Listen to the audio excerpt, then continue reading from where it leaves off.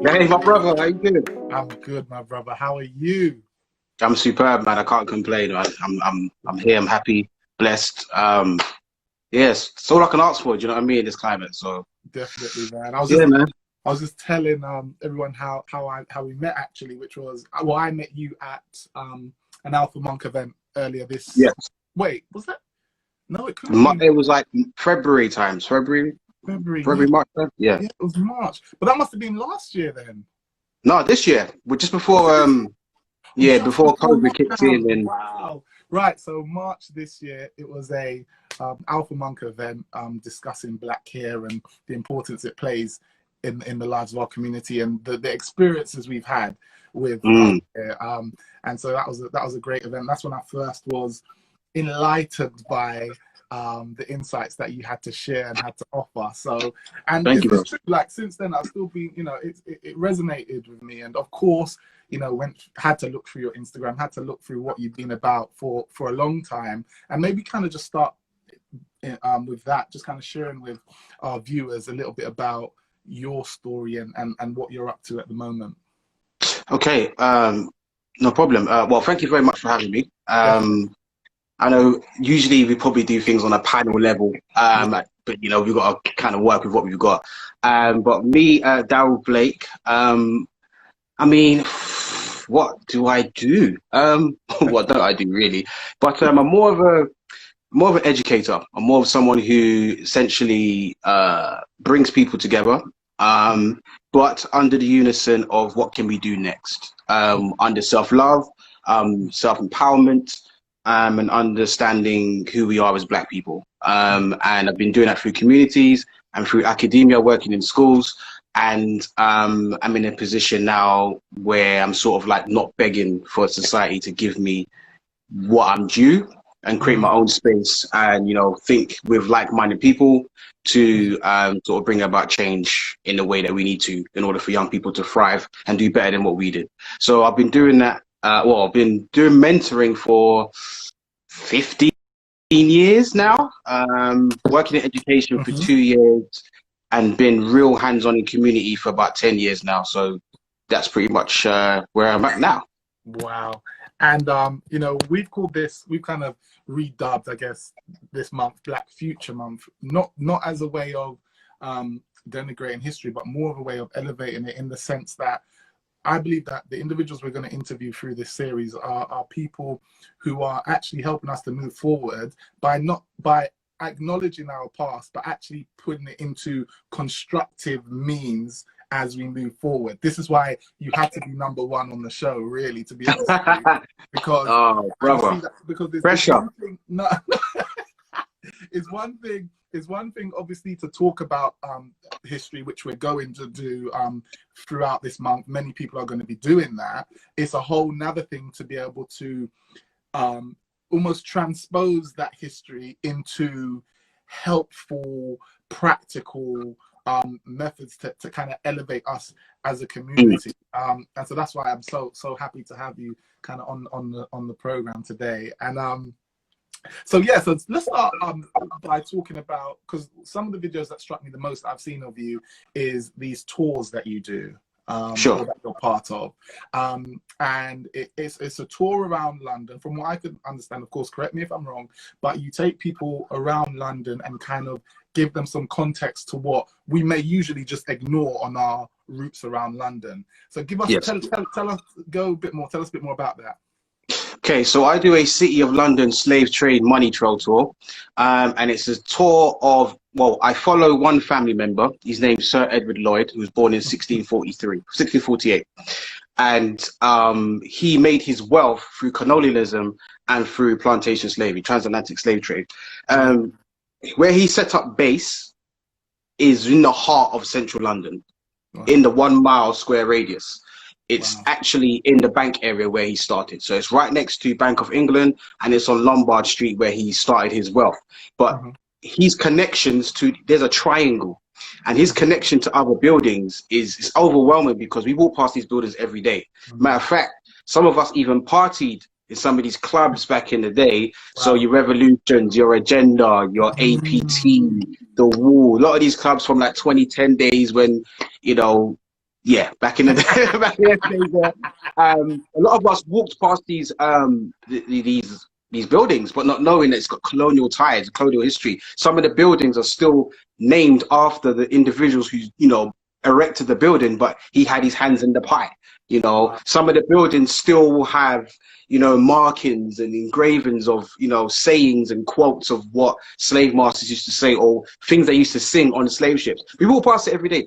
And also some black people work in these buildings as well. So it's incredible. So I take people on a tour, quick it is quick. 2.5 hours don't sound long, but it's quick. It goes so quick because there's so much information. And I felt like when I was looking into history of Britain, one of my mentors told me that if you want to find out what Europeans have done, the first thing you need to do is follow the money.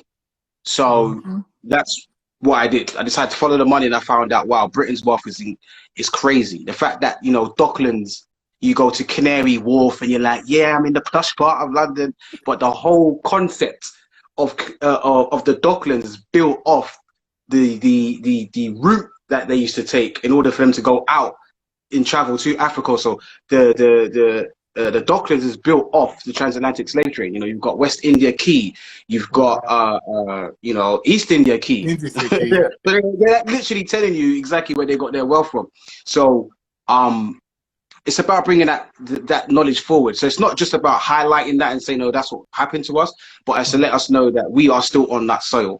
And I feel like the reason why America are so, United States, they're so forward, you know, Black Lives Matter is hard, you know, they've got Atlanta, which is like the black cap, that's the Wakanda that everybody wants to dream to have. They have BET, they have so many different things because they're actually on the soil of essentially, you know, where their ancestors were enslaved.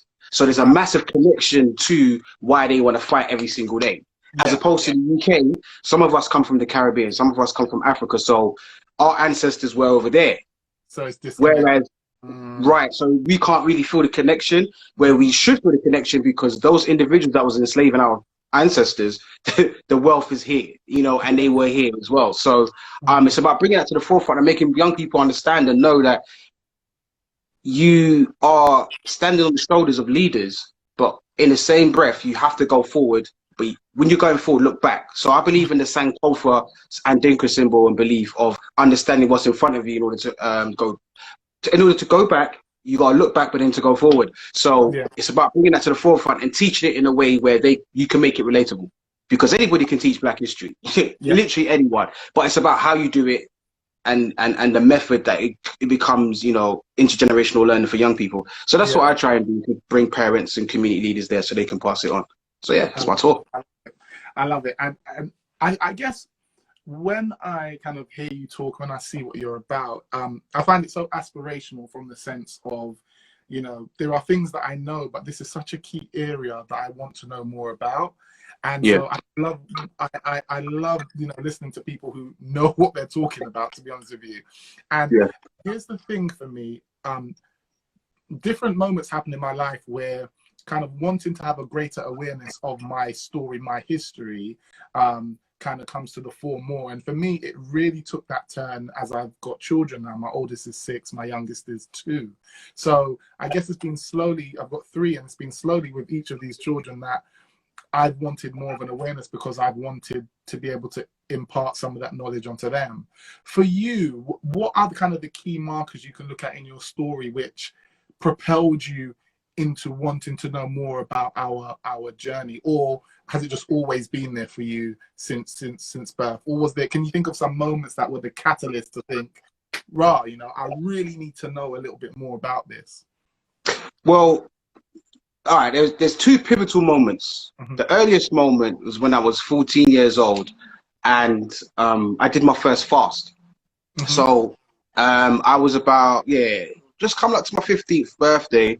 I did my first fast and it was atonement. And I mean, being 14 years old at that time, I was very ignorant. I just thought, this is the world we live in. You go to school, you come home, and that's it. Until I did my fast, that's what opened up my eyes to understand there's a bigger vision out there. And I weren't religious at the time, But it took for my auntie to show me that, look, there's more to black people than you think. You know, we are key figures in a lot of history. I was like, what do you mean? And she pulled out one book and I read that and I was like, wow. So then I started to question and that opened up my mind. But at 14 years old, when you're in year 9, going into year 10, you just certain conversations you can't have, you know what I mean? Because I'm talking back in the days when everybody wanted to be a grime MC. I'm talking about when it was about, you know, I was hanging around with people that used to never wore school shoes. They wore Adidas Superstars, all black, Scott jackets, academics. I was wearing Avrex back then. Right, you know what I'm saying? So I'm wearing Wallabies. I used to wear, we used to go to, I used to go to Revels in Oxford Circus to go and buy my shoes. Yeah, so I'm talking about that period there. That's where I'm coming from. I can't go to my friends and say, hey, listen, did you know, there's something or an organization called the Freemasons? They would have been like, what? Nah, you're chatting rubbish. I would have lost friends. So there wasn't a safe space in order for me to speak out. So I had to go to little pockets and go to certain meetings. And then it was elders, it was older. It's always been older people that spoke to me and said, listen, I'm going to show you a thing. And they pulled out books and made me, so I was at 14 when my eyes was open. And I think it was when I was 21 and I was doing some community work. And these were a group of 13-year-olds. And they were like getting in trouble with police. And I was doing like a session on Black history. And then it was about American history, essentially. And one of the young people was like, oh, do you know what, like, I keep hearing about America, but I don't live there, I live here. Why there's no Black history for Britain? And I was like, wow, I done a bad job. I done such a bad job where it wasn't relatable to them. And that's what made me say, you know what, let me go out there and find some more information. And then from that day forward, I've just been knocking on the door and producing my own content, reading more and whatnot. So it's always, so two things, younger people and older people. So that's what it takes. It takes for you to sit down and realize and pay attention. And a lot of us do a lot of talking. And that's what I was on. I was just chatting away, talking. Yeah, you know, when you think you know it all, that was my mentality. But you know how much power is in silence? Wow. It took, think about it. Look at the Bible. In the beginning was the word, right? But before there was the word, there was silence. Nothing. Right. And it was silence. And the silence is still beautiful. Because it's nature, it's meant to be. If God didn't want it to be, then it wouldn't exist. So there is beauty in silence. So why are we not paying it? Why are we not just keeping still and say, hold on, let me just be quiet? You know how deep silence? They're loving that in the comments. They're loving that bar in the comments, boy. Bro, do you know how deep? Listen, do you know how silence is so beautiful? Because I'm a DJ as well. And there's one thing that ravers do and they look forward to is when the tune's about to drop, there's a little silent part. So if it's like deep house something, the beat goes do do do do do do do do, it gets faster and there's silence and everybody's like, oh, wait for it, and then the beat drops, everybody's going nuts. But the silence is so important because that's where your body's like, hold on a minute, and that's when you can start to think. Do you know what I mean? So when in silence, it's like spiritually you're disconnecting your ears and you're enhancing the other senses. So your consciousness grows. So young people are forever just fighting. Young people are forever doing the matter, but they don't keep still. They don't keep still. And we've got to know how to keep still and just say, you know, wait a minute, because keeping still also teaches you patience. And a lot of us, because we live in a world where we want instant gratification and we want things quickly, we don't know how to be patient. Say, you know what, in a minute, your time's now. And time is not even a real concept anyway, because time essentially is just a reference point, but it doesn't give you who you are. Because if you didn't have any clocks, you wouldn't know what time it is, but you can still live your life. Yeah, true. You see what I'm saying? Yeah. So it's about the power of silence. And I realized that through music and classical, going to operas, and there's the same tension is built up in opera. Sometimes I can't understand a word they're saying, but you know, it's like, oh, yeah, you feel it. Weak. Like silence is important. But you, in a relationship, all right, cool. Say you're a young boy, right? You're misbehaving on the street. You're out with your mum, you're going market, and you're misbehaving. What scares you the most? Your mum's saying, do you know what? Stop doing that, right? That's annoying. Stop doing that. Or your mum looking at you, right? And then she just goes and doesn't say a word to you. She just looks at you and then turns away. What's more scary? Yeah. Okay. You're the silent treatment, right? Yeah. Right. Every guy knows. You go meet your missus or whatever, and you right, babe, how you doing? And you're thinking, oh, what did I do? So you start to play back. Wait, did I? Listen. Oh, I forgot to take out the meat. No, I did. I took out the meat. That's all right. Wait, no, let me check my phone. Our anniversary ain't yet. Yeah. It's the silent treatment. There's so much power in silence. Sometimes we don't have to be the loudest person in the room. No, We true. don't. It's We true. don't need to be the loudest person in the room. Sometimes we just got to say, do you know what? And be cool. And I realized through silence, I was able to listen. And when you can be quiet, you can train yourself to pay attention to other things and things around you. And I've been able to do that successfully, is just be quiet. Sometimes I don't want to talk. Sometimes I just want to disconnect, you know? So, yeah, that's so that is so massive. And it's such a mark of maturity because, you know, even speaking from kind of a personal perspective, I am always willing to speak up for things that I believe in, right? I'm always willing to do that, and I love doing that. But over the last kind of few months, maybe, with a lot of things, I scaled back even a lot of the things that, even if you look through my social media, there was, a few months ago, there was days where I'll be posting loads. And then over the last couple of months, I kind of pulled back a bit. And a few people have messaged me like, oh, Luke, are you okay? I'm like, no, I'm cool, I'm fine. I'm just clocking the game because there's, like, when you're exactly what you're saying, when you're talking all the time and a lot, there are things that you are missing. And when you're in those quiet times, I'm actually listening as well. I'm actually looking at the play. I'm actually able to just really process a lot of what's happening, because when something happens and you react, something happens and you react, when are you actually really processing it? And this is why I think this is what I love about, I think, Black History Month as it traditionally is. It's a moment for me to pull back and listen to all the voices that have been about this for a long time. And again, with you, like, with everything that's going on now and the momentum that Black Lives Matter and kind of our community has behind us, as someone who was in this before it was trending, like, how do you, there must be a sense of, is there a sense of, not pride would be the wrong word, but just a sense of, wow, I never thought, did it surprise you? Let me put it that way. Because you've been about this for a long time, but now the force behind it seems quite huge. Did you ever foresee a time like this you would be living in? Yeah, just with, because you're probably so used to being a fringe voice, right? Or not a fringe voice, but a lone voice in the wilderness sometimes, like saying, hey guys, like, look at this, look at this. I mean, look guys, look over here. And then suddenly the world turns and is like almost at your doorstep, because it's come to the forefront of everyone's mind since George Floyd, right? With a new emphasis this year. How did that catch you? Did it resonate with you like that? That's a very good question. See, for me, through studying history, I realized I don't like to be reactional. I don't like to just see something and then just go with it and then become performative. Like, all right, because whenever I talk, I like to bring, all right. So, for example, there's this book here, right? It's called Decolonizing the Mind by Ngugi wa Thiong'o. This book, so deep. The reason why it's deep is because it teaches you that for you to decolonize the mind, you first and foremost, you have to understand who's actually colonized you, right?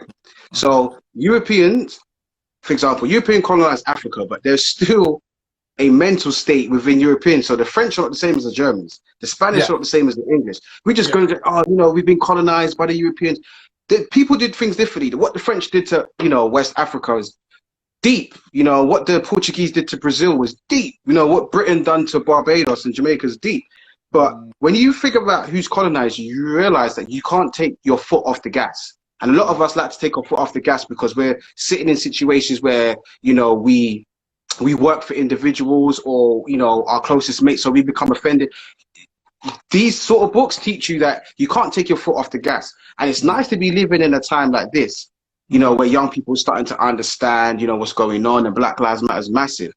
But all right, not to like throw a span in the works, but for me personally, I personally believe it's gonna take a lot more than a few hashtags. Like, and because I was there in 2016 when we had the first Black Lives Matter march. There, I saw a lot of energy there, and it was powerful. And I've seen it again now, and it's slowly becoming performative. And then you get in a sense of there are elites that put themselves in positions of power, saying, "Oh yeah, I'm doing a talk here. I'm gonna go with the Telegraph and do this," and it becomes performative because there still isn't. There's so many people doing things on their own, and there's not like a one unit and saying, "Do you know what? All right, boom. You do that, you do that, you do that." But we're gonna regroup every 3 months and say, "All right, cool. So how did the season go? Okay, this is what we're gonna do." And we don't pull it out there. We still in a secret meeting, just like how Jazz started, and then we build. Polish people don't really like Latvian people more time, but they will stick together when it comes down to it. Do you know what I mean? They are totally against each other. Romanians and Bulgarians don't like each other, but they will stick together when it comes down to it. So we are still trying to be proud and take these awards and be accepted in European mindset. Therefore, I don't feel like the change is going to happen by just having hashtags and saying, "I'm going to speak." Like, there are people writing books now saying, how to, make your office or your workspace or whatever, multicultural, or to me, it's still performative. Like, all right, there's this book, right, called Ethiopian Struggle for Literacy, right? And this was because in 1979, only... Carry on, I'm just fixing the mic. Okay, cool. So there's this book here, and this book's out of print at the moment, but you might be able to find some lurking around, but they're probably like nearly £100. But this thin book here, right? Yeah. It's called A Blindfold Removed, Ethiopian Struggle for Literacy. And what it is that in 1979, only 70% of the country, 7% of the country was literate. Only 7%. It took for one person, a woman, to say, "Do you know what? We need to change this."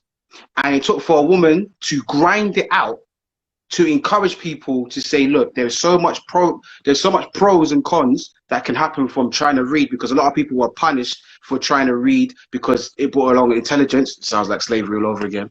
So this woman, I forgot her name, but it's in this book. This woman decided to bring about change by stepping to the government, nearly being assassinated, but going into communities and sitting down and teaching these young children and teaching adults how to read. It takes one person.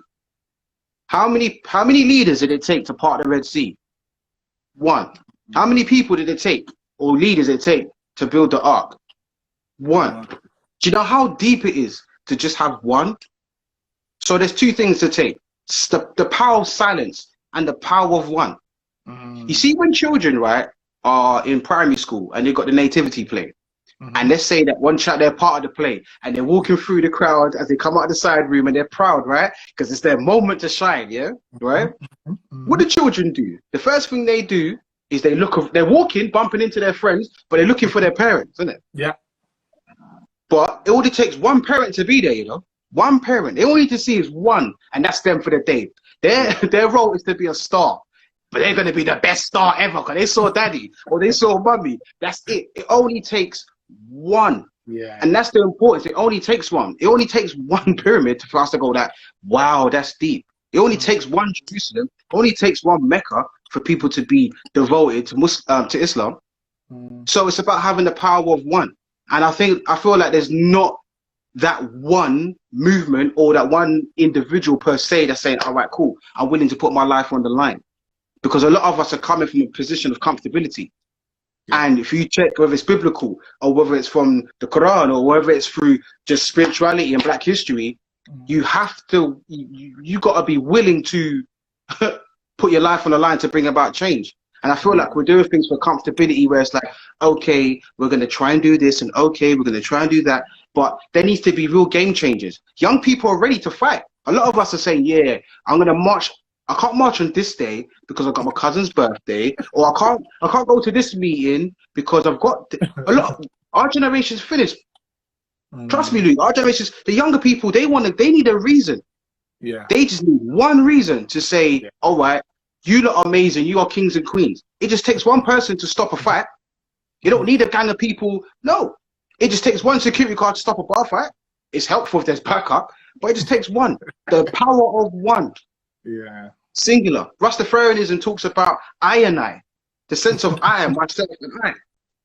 When you go to Jamaica, the slogan for Jamaica is what? Out of one land, one people. Out of one, many people. But again, it's out of one. So where is that one? It takes one sperm, just one, to go into the egg. The power of one. Facts. It's like I could go on and on about the power of one. That's the importance, and that's my role. My role is to use my voice to just be that one. Just be that one. If I can just change that one mind, same thing that Tupac said. If I can just change one person's mind, I'm good. We ain't got to try and change the whole world. We can't do that. It's impossible. No. We just need one person over there, one person over there. We just need one great lawyer, one great solicitor, one great doctor, one great teacher. And that's it. And just get behind them, and we just stand there and we block them. And you say, you know, no one can't infiltrate. We've got our one. Every other generation of people, any other race of people have that one person that you can't touch. Who's that one person? The Nation of Islam have got Louis Farrakhan, but he's on his way out soon. Our spirituality people that want to, you know, do crystals and, you know, cool, great. But who's that one leader that's going to say, all right, cool? Because there's racism in spirituality. You could be a black person about, you know, your crystals. You're saying, you know, I want to buy some tiger's eye or some shungai or whatever. But then you go into a shop in Kent, a white shop in Kent that sells all that stuff, you're still going to be looked at a certain way. So, like, there's racism. Do you know what I'm saying? So, where is that one leader? Where's that one power? Children only want to see one. It just takes one person to go into a prison and say to the young people, say, listen, when you get out, I'm going to treat you right. I'm going to love you like your uncle didn't or your pops didn't. Just keep your head down. It just takes for one person to write a letter to someone strange, a stranger in a prison, for them to get confidence to get through. Yeah. Where's the organization saying, you know what, where are these people doing 18 years to life, or where are these people doing 2 years, or where are these young offenders? Why are we not becoming pen pals with people? It just takes one person to do it. So it's great. It's a great movement because it's a great about awareness, but it's a massive. Social media will teach you the difference between reach and impact. You can reach a lot of people, but do you have the impact? Do you have the impact? It's funny, in the comments, Daniel mentioned about social media, just this idea of the social media are kind of profiting off our rage. And so the rage almost gets engineered.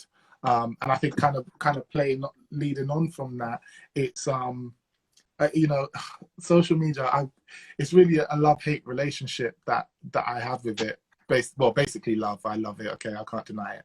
But I can't help but also see the negative side that people are showing. I tried my best not to watch Social Dilemma on Netflix, but despite my best efforts, it still made it into my consciousness. So I kind of saw bits of that.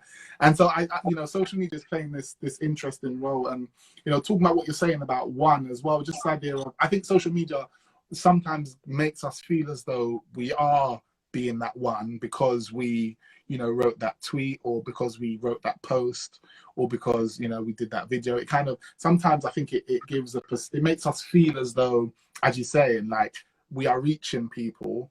But yeah, when you deepen and actually look at engagement, like, what was the engagement? Did they drop off after 3 seconds, or, you know? Okay.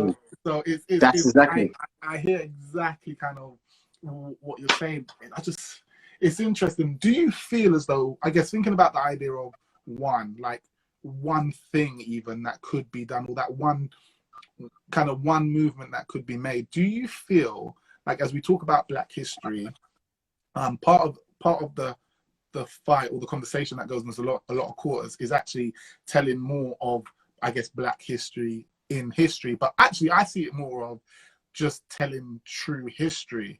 Because one of the most powerful things that I see, and we do it all the time in our day-to-day life, is the retelling of history, even in our own stories, in our own lives, to kind of justify either where we are right now or not. So, you know, I should have been, you know, I should have been a footballer, right? But what happened was, I got injured, you know, while I was working out so hard. But that's a retelling. The truth is, you weren't really committed. You weren't really on it. You weren't really pushing it. But now you're looking back on it. It's this retelling of history, and it just shocks me that on such a huge level in our education system, it's like it's a huge intentional.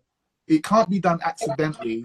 That the whole education system is retelling history in a way which suits the current situation, right?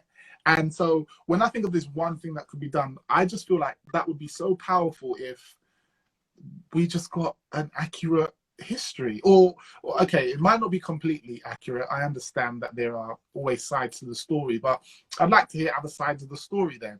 Because right now, it's just like, you would just think that we ain't really done nothing. We ain't really, like, we didn't really play a part in this. That's so true. I was trying to find a book. His Dr. Henrik Clark, he said a quote. There's a quote of his which says, "If you start Black history off from slavery, everything looks like progress." That's true. And I was like, yo. Repeat that again for people at the back. If you start Black history off with slavery, everything else looks like progress. Wow. And that same mentality applies to white people as well. So if they start Black history off with slavery, they will say, oh, but it's not like that now. You've come forward, you've got a Black president, blah, you've got a Black royal member of the family now, blah, blah, blah, blah. If you start off there, it'll look like progress. Yeah. And then until you go past that, you're like, oh, hold on a minute. Do you know,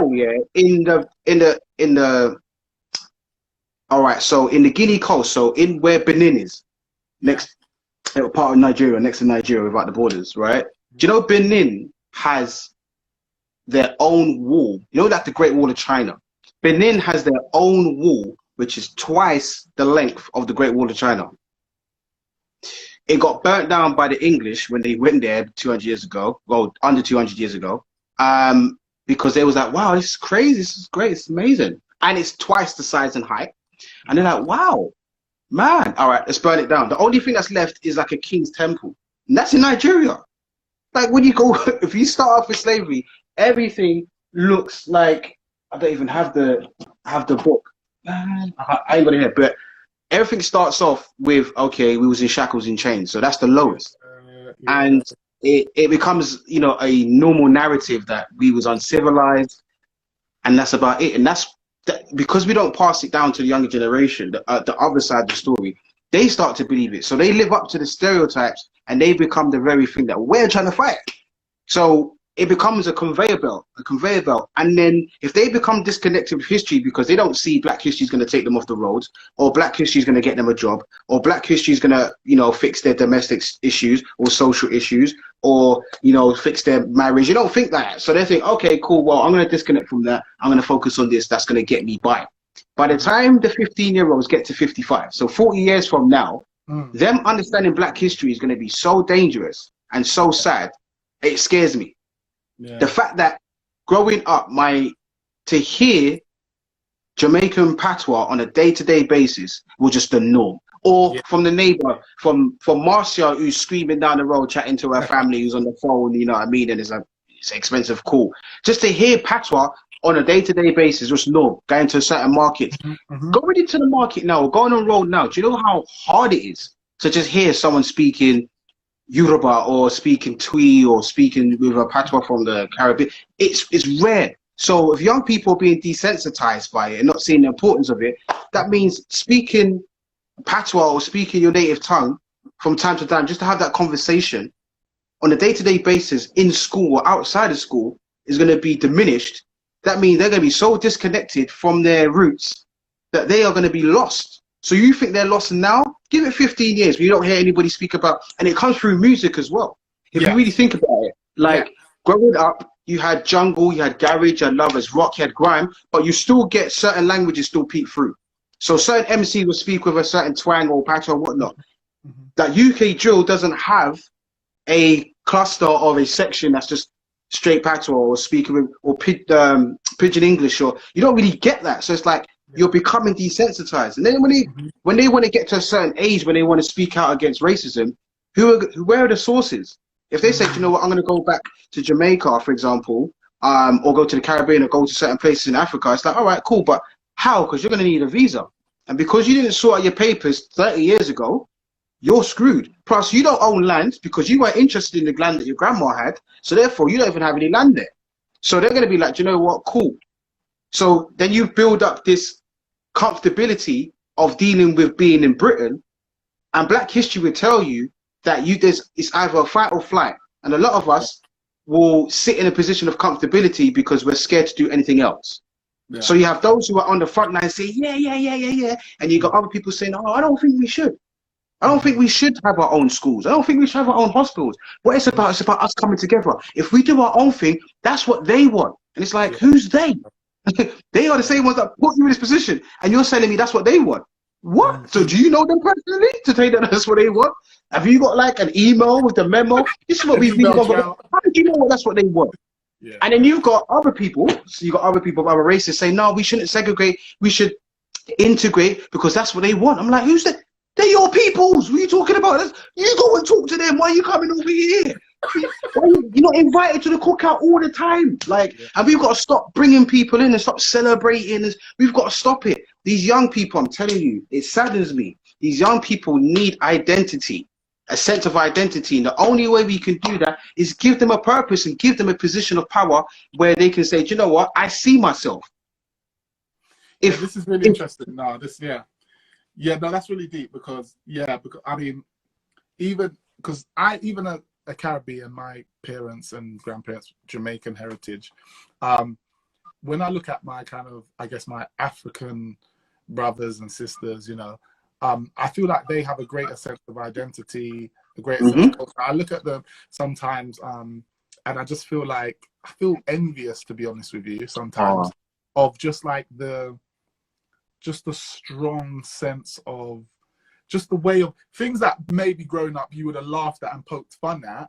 Now, as an older, more mature person, I'm like, rah, that's a gift to be able to keep your identity through all this and really be able to.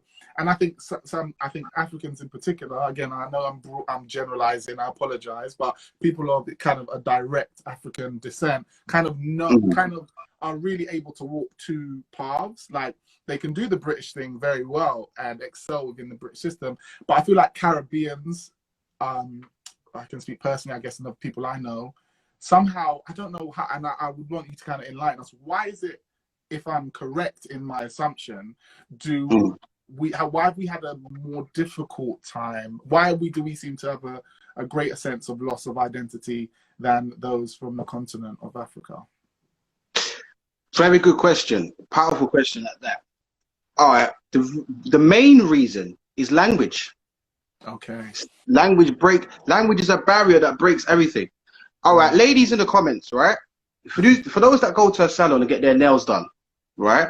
You see when you're getting your nails done, and then you complain about it. You're like, oh, no, you did it wrong. Can you fix that? And the woman who's doing your nails says, okay, I'll fix it. But then she says something else to her colleague in another language. Do you feel comfortable while she's doing it? Do you feel like she's saying something positive about you? You do not have a clue. You're like, wait there. No, she's chatting about me. And then she goes, no. And then she's like, yeah, she said you look pretty. Like, really? You get scared. Language is a barrier. Language is a barrier. And that's what it is. Because when we go back to the Caribbean, a lot of our places are still called St. Catherine, St. Elizabeth, St. Thomas. We're still speaking the Queen's English. The Queen still owns. Remember, our ancestors, or I say the people that came before us, saw Britain as the streets paved with gold. Yeah. So we are still part of that because we've got our names. It's still British. Whereas those from the continent, they have their language and have their cultures. A lot of us are still connected to European culture. So, and that's based on, all right, there's plantation slavery happened on the continent of Africa, definitely. But there's a certain breeding treatment that happened in the Caribbean that didn't really happen on the soil in Africa. So sugarcane plantation treatment was a lot worse. So the conditioning, the breeding farms, that was all inbred, because epigenetics will tell you, right, that you can trace your traits, characteristics, attributes through your DNA. Wow. So it can go back 14 generations. So 25 years is one generation. So that's 350 years. You could behave in a certain way, thinking, why am I so aggressive? It's because you're a Scorpio. No, it's not. It's because 350 years ago, you're still carrying on a certain way that your slave master did with your great-great-great-great-great-grand, abused and physically beaten up and done all those madnesses. That's because it's in your DNA. Epigenetics will tell you that. So we as Caribbean people, remember, we got brought from one location to another, whereas they stayed. Right. So the treatment's a little bit different. The mentality's a little bit different. And because we was breastfed by Britain, Africa weren't really breastfed, but they were kind of left to their own devices. Right. But we was breastfed by Britain. So if Britain becomes our mother, Rule Britannia is our mother. What's the role of a mother in the household? She's the nurturer, she's the carer, she's the feeder. The father's the hunter-gatherer. So she makes everything. I got some fruits and some veg. She goes, yeah, I'm gonna boil up a little something. Boom. So Britain is your mother. We are gonna follow our mothers. Your DNA comes through your mother anyway. So when you do your ancestry, it's your mother's line that carries your DNA and RNA. So if Britain's our mother, we are connecting everything from Britain. So our language, our ideas, everything, our concepts, we're still speaking their language. That's why when we say, well, go on, fam, you cool, like, all right, boom, all that, they get scared, like, because they don't understand it. Because they can't control it. Anything they can't control or they don't understand, it's either they get scared of it or they're so interested in it. That's why they go to the safaris and want to kill off the lions, because oh, it's such a beautiful, and there's no lions in Britain, but at the same time they call themselves the free lions. You see the mental state of these people that we're actually sitting under. Like, it's like we don't. And so when it comes to music, even the idea of R&B, the #1 genre of music, wild hip hop, R&B is king. Rhythm and blues, or the text of rhythm and blues, was named by a white guy. Because what he did, when there was awards going on, when the Billboard Awards were going on, they didn't want to have hip hop, R&B, funk, jazz, blues. So what he decided to do is categorize all of it together and go, boom, it's got a rhythm and blues. But there's funk, there's jazz, there's folk, there's so many different things that are under rhythm and blues. A white guy did it.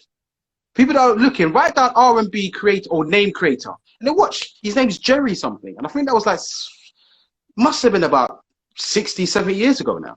So even rhythm and blues is named named by a white guy because they want to categorize it. Can you imagine a Billboard Awards, folk section, blues section, jazz section? They're going to get tired. It's long. It's going to be like a black church service. It's going to be long. So it's rather just keep it short and sweet, just bung them in together and whatnot. So we're still being breastfed by Britain. We're still being breastfed by the concepts and ideas. We would rather write a segment for the Guardian or Telegraph, but not do something for the Voice or the Jamaica Gleaner. Yeah. You see what I'm saying? Because there's still pride. Some of us will say, do you know what? Bun Babylon. And then they'll get an award for MBE or OBE. And they're like, boy, do you know what? I want to be proud, because they want to bow, because they want to show it off like, yeah, we're still slaves. We're like, yeah, like we're still on it. Listen, this book here is called The Irritated Genie. It's essays about the Haitian Revolution. You see what the Haitians did? They're being punished by it every single day.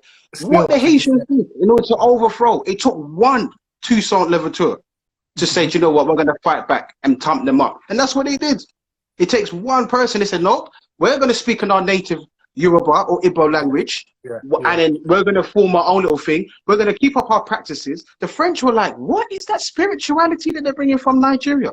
That's crazy. We're going to call that voodoo, which is a French word. So we're going to say that anything connected to voodoo is going to be, but all it is about nature. It's about the origins from Nigeria. So you've got Yemaya, you've got Oshun, you've got Legba, you've got I forgot the name of it. There's about 11 of them key ones. There's more, but it's about 11 key ones. They brought that and said, you know, let's do our own thing, and that's how we're going to do. Defense is the best offense. I say that to people all the time. You being able to defend yourself is the best thing. Kids do it all the time. It's when we grow up that we decide to change. Kids do it. You know, like, oh, shut up, you've got a big head. Oh, whatever. I know you are, but what am I? You know, that whole sentence destroys every argument. I know you are, but what am I? You're an idiot. I know you are, but what am I? Destroy every argument. It's until we grow up, and then we have the acculturation process where we start off as like, no, I don't want to do that, thank you, I'm good. And then it's like, is it that bad? And you're like, do you know what? Let me just try it, and then you adapt. We tend to do that at work. We'll say, do you know what? I'm going to throw on this suit because it pleases my boss. Not like I'm going to throw on the dashiki and walk in there and start with the feather and the brush thing, and then no, you're not going to do it. You're not going to do it. So the acculturation process changes everything because it gets into our mindset. So that's what it's about. It's about rethinking our minds. Like, but this book I recommend is called The Negro in the Caribbean by Eric Williams. Okay. And this book breaks down like it's like a Black studies for the Caribbean, because a lot of our theorists come from the Caribbean that we don't even talk about. So those people who are from like Guyana who don't feel like they're important. What? People that are from Trinidad don't feel like they're important. What? Do you know how many dope people? Claudia Jones, who gave us Carnival, is from the Caribbean. Do you know what I mean? So we've got George Padmore, we've got Eric Williams, we've got Walter Rodney, we've got Marcus Garvey, like we've got Stuart Hall, we've got CLR James, like these, and they're from, they inspired, because this was most of this was pre-Black Panther movement. This is pre-civil rights. Wow. You see what I'm saying? So look how influential Marcus Garvey was. Marcus Garvey influenced Malcolm X's father, his dad. His dad was then able to pass it on, but because of his passing, and you know, Malcolm X's dad got killed by the KKK for being a Pan-Africanist, it was still in the bloodline. His wife, Malcolm X's mum, is from where? He's from the Caribbean. Malcolm X has got Caribbean blood. Well, you want to talk about Malcolm X by any means necessary. Where's his family from? They're from the Caribbean. Do you know how powerful the Caribbean is? You have to say, oh, that they're from the islands or small islands. Do you know how powerful the Caribbean was? If we can bring Caribbean history to the forefront, do you know how people from like Barbados, it's a small island, my mom's from there, small island, yeah? But do you know, mate, do you know Barbados was the first island to get colonized? Well, they overthrew Barbados and then used Barbados as a breeding ground and tested experiments of how they're going to treat slaves, which then the American government decided to copy from Britain and then perpetuate that and do it in a different way. But there was revolutionaries on the soil of Barbados that were fighting the British, like you don't hear about. Like, so there's so like there is. All right, you know, cause I like to read in it. So there's this book here. I gathered. Yeah, this is a book here. Yes, big up Bobby. Barbados is. We're never going to get into Barbados, but there's a book here. Yeah, it's called Cultural Genocide in the Black and African Studies Curriculum by Dr. Ben. This book here is powerful. It probably set you back about, well, if it's in print, you're lucky. If it's like one rare one, it's probably about £80. It's a thin book. But this book here will teach you how they took spirituality and Africanness out of the curriculum, and how they did that was make the curriculum seem like if you follow this route, it will work for you. So for example, this is what they did with our parents here in Britain. They got rid of a lot of the factories where your skills pays the bills. So we've got a lot of engineers as uncles, or people that do plastering, carpentry, plumbing. But they said, if we change the educational system where you got to learn technology and learn how to read and write properly, then what we can do is get you a job. So there's like, oh, okay, but I've been doing this for time. Now I've got to go back to school. They changed the curriculum on us all the time. So you had, when education, but okay, so our parents that was going through the education system through the 60s and 70s, borderline 80s, they used to teach the 3 R's, reading, writing, and arithmetic. And then they changed the system, and it was respect, responsibility, and the other R was reasoning. Those are the 3 R's they brought in. So reading, writing, and arithmetic is the dealing with your left side of your brain. So they wanted to create men. They wanted women to stay at home. That's why with the NHS was like, let's get people over from the Caribbean to help. They've got numbers. There's a story and narrative that there wasn't enough women to work. There was. There's always more women than men. But they needed other people to work those jobs so that the white women could stay at home and live in the suburbs and breed and create this whole generation of white people that will move in. but then get black people to come in and be in the inner city so they can work close enough to get to the jobs in Central, but can't live there. So you can see where you're going to work, this plush area in Britain, but you won't be able to work there. So that's the idea of the road being paved with gold, is because they thought they're going to work in the city. Nah. So what they decided to do is change the system, is put reading, respect, responsibility, and reasoning in there, and deal with the right side of the brain, which is the female side. And when you're bringing in the female side, you've got to deal with a different way of learning. But if we've been taught to be hard-faced and be leaders, and the men just go out and work and the women cook, when the men go in and they want to understand the other 3 R's of learning, it becomes difficult. It's like, I don't know this stuff. I don't know the physical side. So I've got to know how to do proper writing, connect my I's and my T's, and it becomes a different way of education. So they tricked us, and they keep doing it. So they took spirituality, education, God, everything out of the education system that favored black people and replaced it with something else. And then change the programs on TV, because you got to think about it. When did the adverts start coming on when they wanted to help Africa? What decade? What year did they say, do you know what, we're going to start putting adverts where you can send in money? They could have done this long time ago. They could have done it in the 50s. 1998. I don't know. I'm joking. I don't know. but imagine, like, when did they start doing that? These people are very strategic. Yeah. So if we can bring that back in and say, no, we are dope. If we can bring that in and say, do you know what, all right, Black history, let's go with inventors. Reason why you have a light bulb in your house is because it was a black man that did that. Reason why you got tapered trousers because a black man decided to say, do you know what, this is how we're going to do trousers.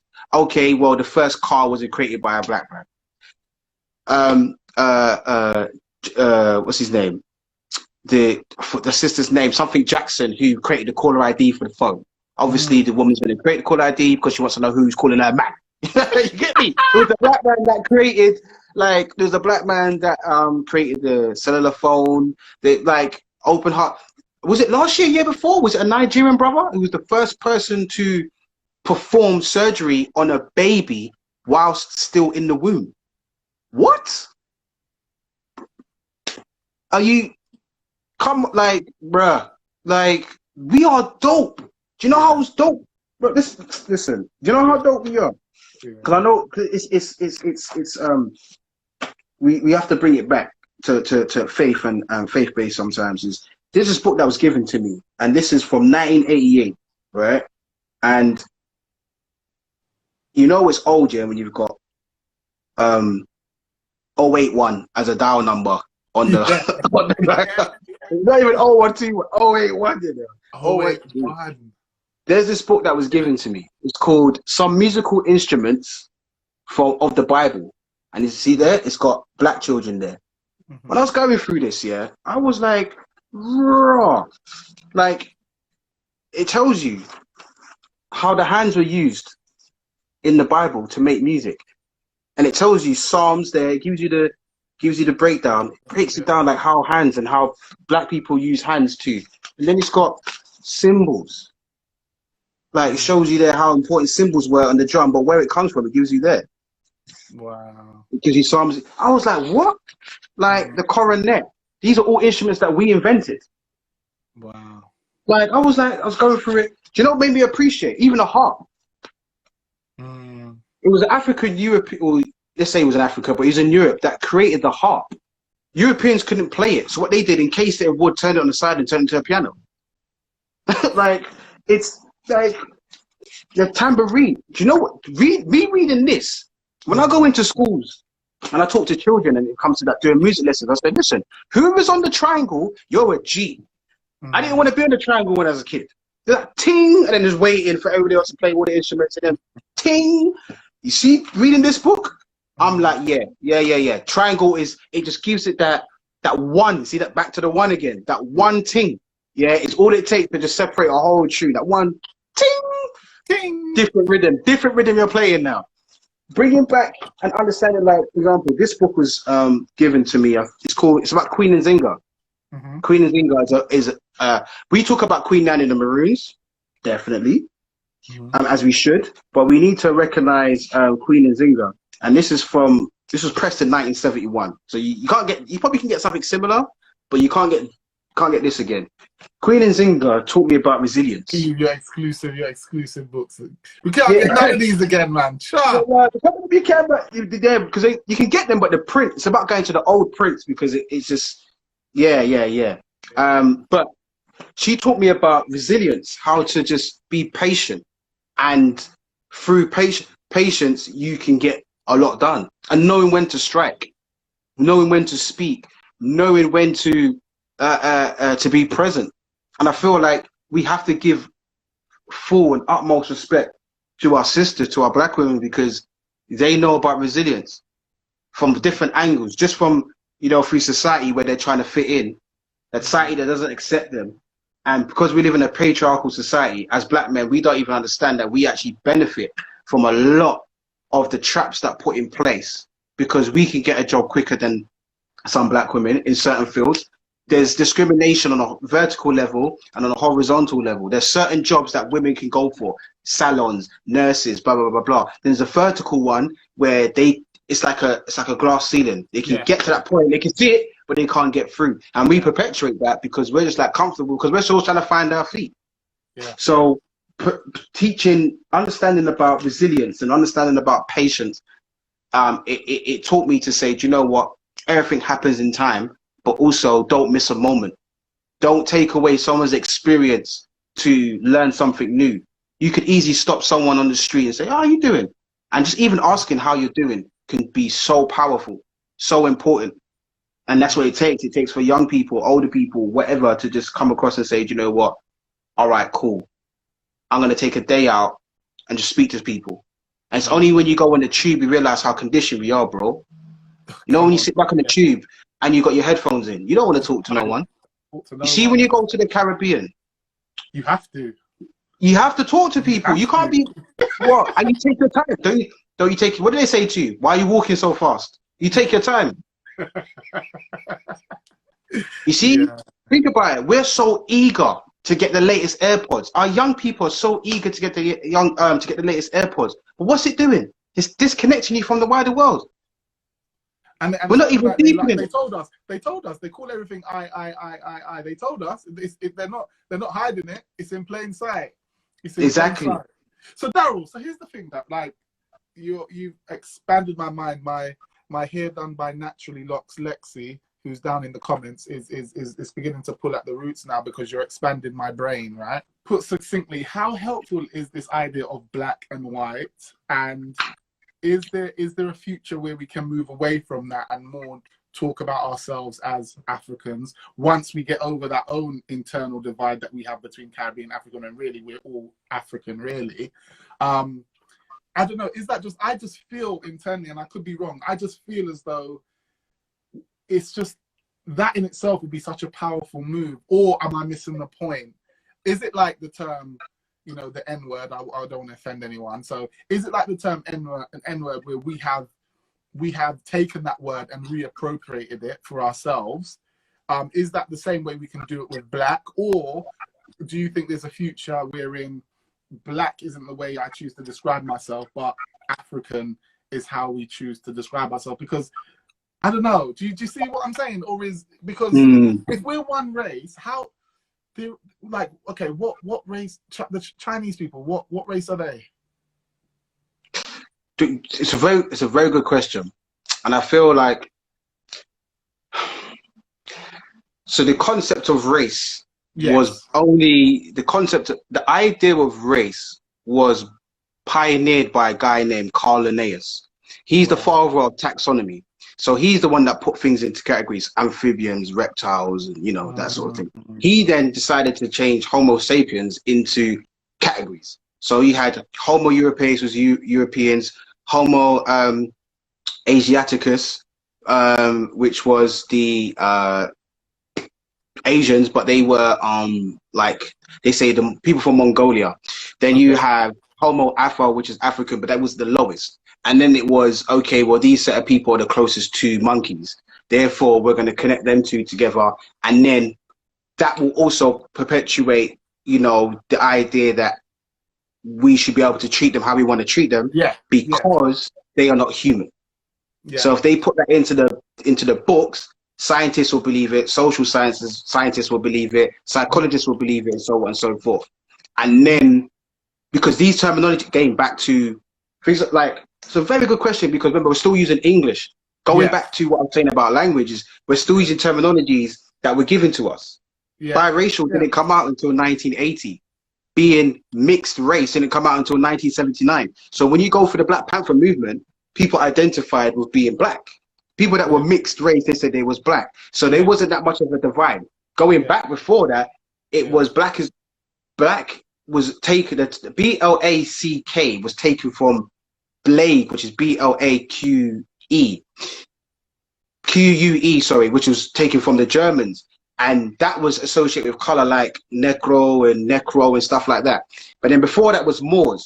So the idea of black, how we have it today, it's just terminologies from a certain section of people. However, the social sciences that's connected to it was developed through psychologists and through, let's say, scientists that said, okay, well, these people behave a certain way, so we're going to label them as bad, as negative, whatnot. Then we're going to put it in films, then we're going to put it in media, then we're going to put it through books, then we're going to teach them to. So it becomes a negative thing because we're adopting the same language. For example, like, I've got this it's another one. I'll just keep pulling them out. I'm sorry, but this is an encyclopedia, but it's a reference for grammar. So this is it's a thick book, right? But it's for the Hausa language, so another tribe in Africa. There are certain words that we have. Let me put this down because it's quite heavy. It's quite heavy, right? Like, so imagine there are certain words and languages, certain words that we have in the English language that's not in the Hausa reference grammar. So terminologies and references like ill mental health. Yes. It's not in it. Yeah. Like black being negative and monstrous and like villainous and those kind of words that's in the English dictionary for what black is. It's not in here. Matter of fact, black is only in here and many other languages that I'm learning at the moment, like Kiswahili. The term black is associated with melanin, but it's also associated with the full spectrum of the earth. I mean, full spectrum of the sun, light spectrum of the sun. So it's only when you adapt the English language that black becomes negative. So black in its color, no one is black, but black is political. That's all it is. White is political. So can we get rid of black and white? As long as we speak English, we won't be able to get rid of it, because it's their way of separating who we are and who they are. We are one race. We are one race, and we've taught that for many. We go into you read old. There's a few old scripts, but you can read old scripts from the continent of Africa, from the West, from like Mali and Senegal, where they talk about European invaders, but they don't call them white people. They just call people from a different section, different tribe, different. It's only until Europeans had to separate themselves. So if you get rid of the borders, so 1885, you had the scramble for Africa, where they carved up, say, okay, well, we're going to have Sierra Leone over there. Then we're going to have Congo over there, Tanzania over there, Kenya there. If you take away the borders, you only had tribes. So you didn't have light-skinnedness, you didn't have white, you didn't have black, you didn't have brown skin, you didn't have red skin. Those are still, again, language is important. Language brings culture. So when you speak Spanish, you take Spanish culture. So you might say, I want to eat Spanish food. If you speak French, there's French culture, there's French food. When you speak English, English culture, English food, so on and so forth. So when we say we are black people, in its essence, it's negative. However, because of the history that we've used for it, it's a good indicator to show us who we are. But we shouldn't subdue to it or understand it. And understand in law means you obey it, to underneath stand something. So if you understand black, that becomes you adopt it, and your brain can't differentiate between fantasy and reality. So if your brain can't differentiate, right? So if you're reading about black, I don't have it here. If you're reading about, all right, so there's a book called 100 Years of Lynching. If you're reading this book, right, and it's talking about blackness being black, negative, and your brain's like, okay, well, you're saying you're black, but you've read here that blackness is bad. Okay, well, how about we fuse the two, and then, because again, the word is powerful, right? So if you fuse the two, I'm going to start believing it. And then we associate bad culture or bad behavior with blackness. Oh, you know how black people stay. Oh, you can't take black people nowhere. Oh, you know, Marcia in the yard shop, she's going to be having attitude, but it comes with it, innit? No, bad language is not associated with us, but it's been told that this is it. And we start to believe it because we're reading their textbooks. So, for example, when you was, all right, so our ancestors were on the plantation. When they wanted to run away and be free, there was a psychological term given to the runaway slave. So it wasn't just a runaway slave. They said he suffered from drapetomania. So drapetomania means having the ability to say, oh, I don't like this, I'm panicking, let me go. So it's not like you want to be free from slavery and you want to, you know, live your life.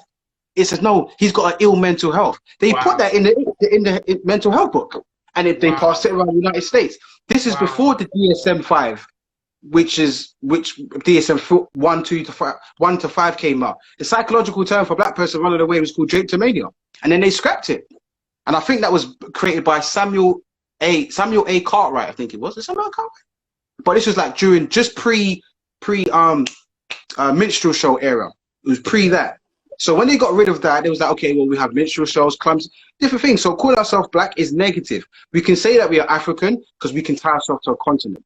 Yeah. But again, tying it to what I was saying before, if you look at the census that you fill out for yourself or for your children, your census gives you the breakdown of what you are. And then we're going to pick. So it's like, oh, I'll have that one then. And we choose that. So, but what they're doing, they've created it over and over again with the of what that means. This is what I'm saying. So imagine now, and this is how you get the Caribbean and African divide. Because when you look at the census, you've got black British Caribbean, then you've got black African, and then you've got black other. Why is black Caribbean above black African? A comes before C. So why is it not black African first and black Caribbean? But what they've done is that, so Caribbean people, we tick the box. We don't even look what's after that.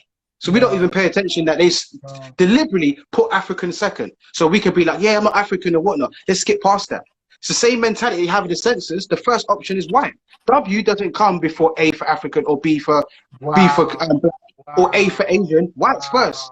Then you've got white, Scottish, and then what comes after white on the census? Oh my days. Let's see this. Stop. Let me see. Remember, the census, you've got white first. W doesn't come first, you know. So what's after W? For anybody that can pull up a census, what's after W for white? Mixed. So they've got white. That's the first box, which is box A. Box B is mixed. But you've got mixed Caribbean, mixed African, mixed other. So even in the mixed section, you have mixed race people that are being indoctrinated, not knowing that they are keeping up the same thing. But even in the mixed section, you've got mixed Caribbean, mixed African again. So you got mixed Caribbean people who are saying, yeah, my dad's Jamaican, my mum's English, cool, whatever. They want to disassociate themselves from Africanness because they're telling them, don't listen, go first. So then when we're in school and we're saying you're African booty scratcher and whatnot, where is it coming from? It's coming from our parents. It's coming from our grandparents. Make sure you don't bring back none of them African youths home, or it's our parents. When we was going to school in the 80s and 90s, being African wasn't cool. Them names there, like what's your name, boo boo ooh, and making fun in that. But who gave us the jokes? It was white people that gave us the jokes. It was the Europeans. It was the scholars. It was those that put them jokes down and said, you know what, let's throw it into the community. We just sing things in nursery and primary school. When we saying that brown girl, ignorant, shalala, where did it come from? So we just look at the census. So this is before your child could even speak. That you're ticking a box already saying, do you know what, boom. And then remember, this is how smart they are. So they've got black Caribbean, black African, and then black other. What's black other? Don't even matter. Don't even matter. You don't even. And this is what they've done now. This is how they're strategic. They're slowly drip feeding us. Black other are those who consider themselves black, but don't feel like they fit in with the Caribbean section or feel like they fit in with the African section. Do you know who they are? East Africans. So the Somalians, the Eritreans, the Ethiopians, some of the Kenyans, sometimes they feel like they're not included in the conversation. Because when we think, yeah, I want to go back to Africa, how many of us want to go to Djibouti? Yeah. No one ain't talking about Djibouti. We're talking about what the Western world has glorified. So when it comes to Black history, you say, yeah, Ghana, Nigeria, but there's 54 countries. So why are we not talking about Congo? Why are we not talking about Swaziland? Why are we not talking about Guinea-Bissau? Why are we not talking about Ivory Coast? It's because Europe has decided, you know what, this is what we're going to put in the English books. So we don't even, a lot of us, even African people, don't even consider Somalians even African. They want the whole of Africa. So they're going to be like, okay, I'm going to tick other. The census comes out every 10 years, 81, 91, 2001, 2011. Next year, we're getting another census. I hope you save this conversation, yeah? Because next year, when the new census comes out, watch, you're going to go back to this video and say, told you so. They're going to break it down even more. So they're going to give a different other. They're going to give you a box where you can write something. So we're going to be so divided. That's why we can't come together. When you go to the United States, you've got African American. That's it. Yeah. So there's more unity. But when it's like, yeah, I'm African. Oh, yeah. All right, cool. You're from there. I'm from the Caribbean. Okay, cool. Boom, boom, boom, boom, boom. You wouldn't have people saying, oh, you're a Jamo or you're a this, or you wouldn't have it. So there's still a disconnect. Why? Because we're still reading their books. Remember, they are the ones. Remember, they wrote this. This is a sociology book, an A-level sociology book, right? This is what they said in sociology. I must say this, right? This is a conversation. It's about ethnic differences in achievement. I don't know if you can see that, right? Ethnic differences in achievement. Yeah, we see it. So I'm going to read this part, right? It says intellectual and linguistic skills. Remember, this is A-level, right? It says, I'm going to read this part here, right? Sorry, this part here, right? It says cultural deprivation theorists see the lack of intellectual and linguistic skills as a major cause for underachievement for many minority children. They argue that many children from low-income Black families lack intellectual stimulation and enriching experiences. This leaves them poorly equipped for school because they have not been able to develop reasoning and problem-solving skills. Just so you can see, it says Black families. I'm going to put my finger underneath it and bring it closer to the camera. Right? Or it might be a bit blurry. If I move back a bit. No, we see it. Black families. I see it. Yeah. Yeah, it says Black families there. Low-income Black families. You see it? Yeah. There's the evidence there. This is in a A-level sociology book. So imagine you're a white boy who's never seen a Black person in your life, or you only see them on TV. You know a couple in your neighborhood because this Black couple or Black family that live in your area, they come from a gentrified area and they got shipped out to Kent or Maidstone or wherever, right? And you've read this thinking, oh, Black people are not intelligent and crazy. Then they go on the news and they see stabbings and shootings and killings. Then they go on YouTube and say, you know what? The #1 music that drives British youth culture is drill music. Okay, cool. So what are they promoting in the drill music? Well, they're not promoting the love of Black women a lot of the time. They are promoting violence, they're promoting drugs, they're promoting guns, they're promoting knives, they're promoting they're actually dry snitching on records. Okay, so this must be true, but they don't sound intelligent. It sounds like they're mumble rapping. This is what that's what's going through their head. So they say, you know what, I like the beats, I like the music, but I don't associate with it. So I'll turn up, I'll go to their shows, but I'm going to go back to my cottage. I'm going to go back to my wealthy land and wealthy this and wealthy that, and that's about it. I'm going to love the culture, but I'm going to love it from a distance. I want to be Black, but I don't want to be an N-word. So I'm just going to keep myself over here and just keep stum. So Blackness, they perpetuated it. This was when Carl Linnaeus did that. He did that, what, 300 years ago? This is 2020, well, this is like 2019. Like, so this is still going on today. So Blackness is that book, 2019. Right, so the concept of Blackness is negative because it's been told to us as negative. But the power behind Blackness is deep. So calling ourselves Africa is important, but let's identify with one thing first. Are we all Black in here? All right, cool. Now let's get rid of it. Do you know what I mean? Okay, why are we going to get rid of it? Because this is what it's about. This is where it came from. So how about we give ourselves our own identity? Imagine, I was saying, you see with the census, do you know if like 10,000 Black children born in 2021, the parents said, you know what, we're not going to put Black, we're going to put Nubian. How about that? I'm going to put Nubian. Straight. Right? 2022, another 10,000. We're going to put Nubian. No, we're going to put Black, we're going to put Nubian. By the time you get to 2023 and you do another 10,000, that's 30,000 Black children born within a space of 3 years. They would have to, at some point, put Nubian on the list. Have to. They have to. But guess who it takes to make that change? Just one. It just takes one person to set the pace. So if we scrap Black and say, you know what? we're gonna call ourselves Nubian under Templeway. We're the Templeway organization. What? We're Nubians. They would have to respect it. Bro. They would have to expect it. Bro. But it takes a, but you have to, there's reach, but there's impact. If there's 30,000 black children born in 3 years, they would have to recognize it. Because what's this whole new wave? Oh my gosh. What's it? They have to recognize it. And if we say, no, we're not, no, don't put me down as that. Make sure you put that down. Thank you very much. That's what you have to. On my passport, yeah, no, change that. Yes, that's what it is. Thank you very much. And that's about it. It just takes one person to set the pace.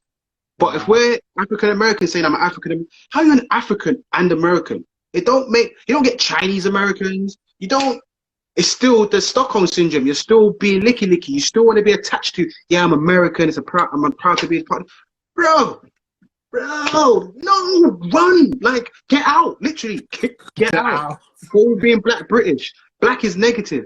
Britain hasn't done anything nice to black people. So you're calling yourself black British is a double negative. Just get out, change it. But it takes one person to set the pace. It's hard to change when, think about it. What are like the top 3 symptoms or recognition indicators for domestic violence in a relationship? Maybe it's, you know, self-doubt. Maybe it's obviously physical harm and mental harm. And maybe it's like self-blaming. Oh, you know, if I didn't do this, they would have hit me. So if we look at the relationship between black people and Britain, Luke, this is an abusive relationship. No, 100%. 100%. It's abusive. How are we going to get out? We have to say no. We have to be, you know, ballsy and say, no, enough is enough. But what does it take? Maybe we should, this is why we should sit down with survivors of domestic violence and say, what was your strength? Because let's talk about like our black sisters who get hurt, and that we need to defend them and protect them a lot more and a lot better than we have so far. Sit down with them and say, what was the strength that you had? For a black woman to walk away from someone that she loves, her family, from someone who's mentally taken power over her, the strength that she had to have, to get rid of the strength that she had to even love this person, that's incredible. God gave her that power. What is in that power? Because we need that to get rid of white people. Well, not to get rid of white people, but to get rid of like oppression and to get rid of, you know, like, what is it? Sit down with them, get educated from the survivors, the people who really sat there and went through it, really had to fight skinheads. Do you know what I mean? The mods and all them, like, I had to really fight them on the way home from school. Sit down and say, how did you do it? Because I don't have to fight any skinheads. I'm all right. I'm good. I don't have to. But how did you get through? Remember, you had women that used to fight as well. You had black mothers and aunties that used to fight back in the day on the way home from school. We don't have to do that now. It's not even long ago. Exactly. It's not even long ago. Mate, if we're being real, it peaked in the 50s, it dipped in the 60s and carried on, but it was still going on in the 70s. Because when reggae came out, they was like, yeah, we can get on this, but we're going to create our own reggae. So again, this is what Britain doing. They like something and go, yeah, we're going to make our own version. Yeah. So I like it. See, I want to be back to what my point I said before. I want to be black, but I don't want to be the N-word. So same thing with what the Americans did with reggae music and dancehall music. They copied the same beat pattern of bam bam rhythm. Do you know what I mean? And then developed it, slowed it down, put some strings on it, and started singing on it, and then called it tropical house. What? What? So a lot of if you listen to Justin Bieber's song, the beat, there's a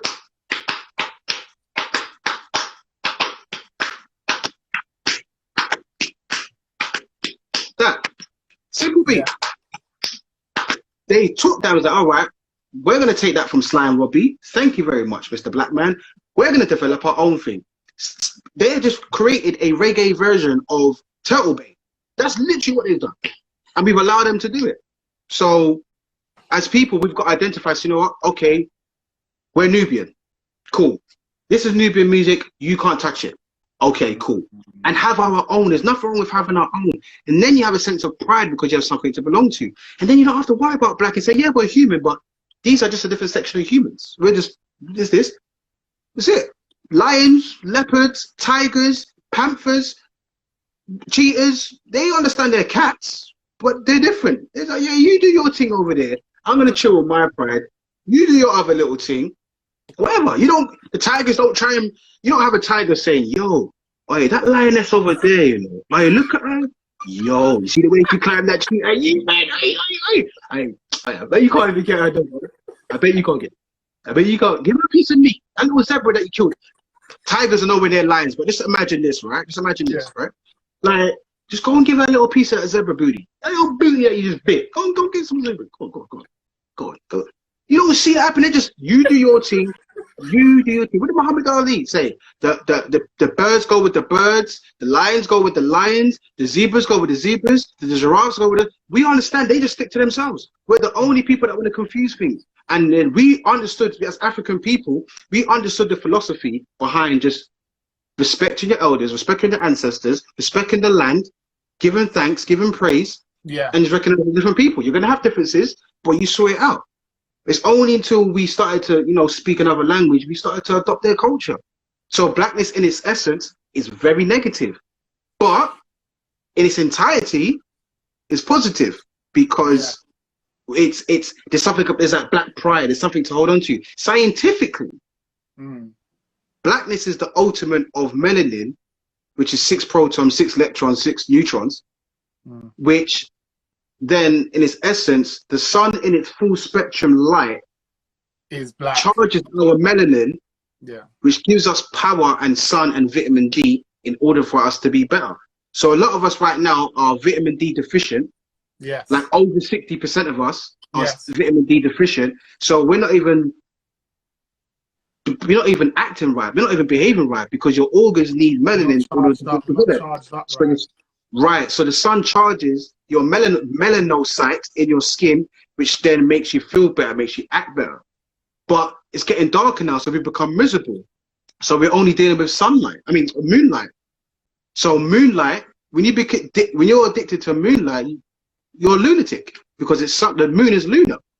Monday in Spanish is what? Lunas. So you become a lunatic because we're dealing with darkness. We need the light. We need to get out there, because seasonal justice disorder can bring in what? Anxiety, depression, and suicide. So the rate of black men that commit suicide is what? When black men commit suicide, at what time of year is it? When it gets dark. So it's not summertime. That's not the peak time. So what's happening within black culture and within black mentality, that when it comes to winter time and autumn time, our mindset changes? What is it? It's because we're not getting the rays from the sun. So then we become beastly, we become cave people. So this is why we got to take those regular trips to charge our melanin. You have melanin in your intestines. So if you're not charging the melanin in your intestine, when it's winter time and then you're eating meat and the meat's not getting the right charge, if you want to eat meat, cool. But if you're not getting the right, your intestines, there's an organism in your intestine that charges your intestines to work properly in order to filter the food out. But if you're not getting the right sunlight, then your organs are not working properly. That's why there's organ harvesting. A lot of black people are going missing every year in the United States through gun crime. And parents are like, well, when I went to go and view the body in the morgue, the organs are already gone and the body's stuffed with tissue. It's because people are buying up black organs, because black organs are worth a lot more. Melanin is worth more than gold. You can buy melanin, but it's not in its purity. Yes, it's worth more than gold. So if your organs are worth a lot of money because it holds melanin, what is it about melanin? So if we taught this in schools and said, you know what, you don't need to sit at the back, sit at the front, be proud, because education came through you. You're a black girl, you like maths. Why are you going like you don't like maths? Sit at the front, because through you, we was able to calculate a 1 month of 28 days, because we had to use your menstruation cycle in order to calculate a month. Wow. Matter of fact, you like angles, because when you're braiding your hair, just like how your hair is, bro, when the black woman's doing your hair, she's doing angles. Look at that. She's doing a right angle there. She's doing pi factors 3. She's doing pi. She's doing right angle to get 3.14.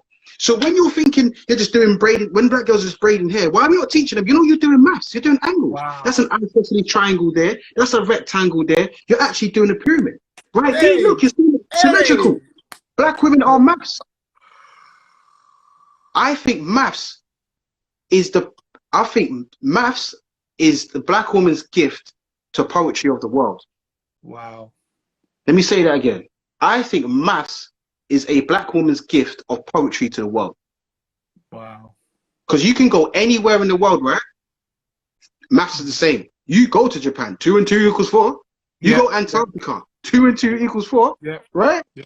So maths is the universal language. Yeah. But the universe, meaning meaning one verse. So one verse, one lyric is devoted to a black woman. So black women definitely gifted the world maths.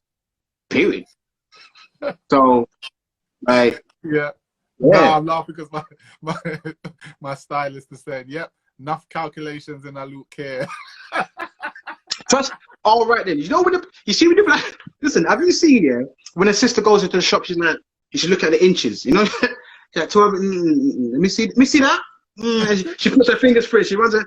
No. She knows. No. Do maths all the time. When we're dancing, listen. You see when the old school reggae tune by Barris or Sanchez comes on, right?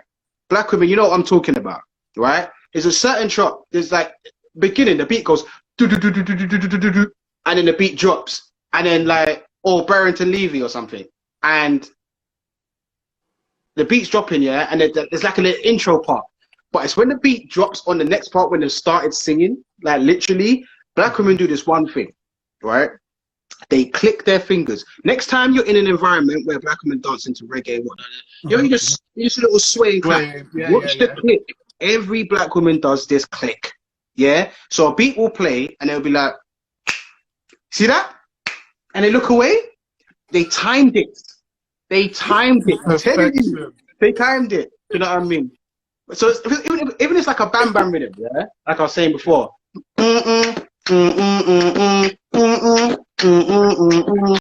She's got a little drink. And then as soon as that,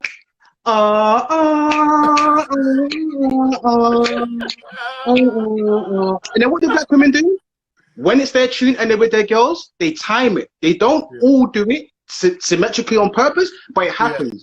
Black women, when they click, when you see them close their eyes or they look back and they do that, you know they're going to form an angle. That's when they put their hands on their knee and they look back. And then they usually it's the left hand that will go on their stomach. As like,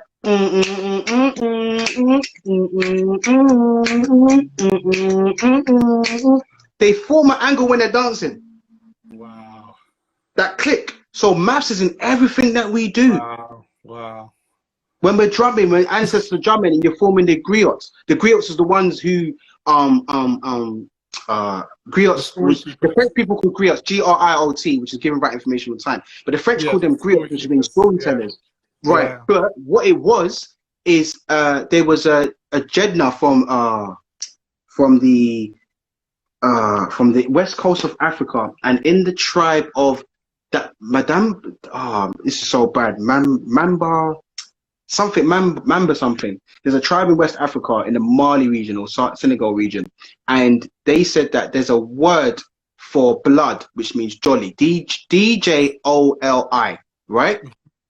Which means blood, right? In a West African tribe. Please excuse me, I forgot the name, right? They said that the griot is just as important as blood. This is how deep Africans are. The person who holds the story is just as important as blood. Just think about it. You can't function without blood. You can't live without blood, right? So your legacy, your name can't live without your story.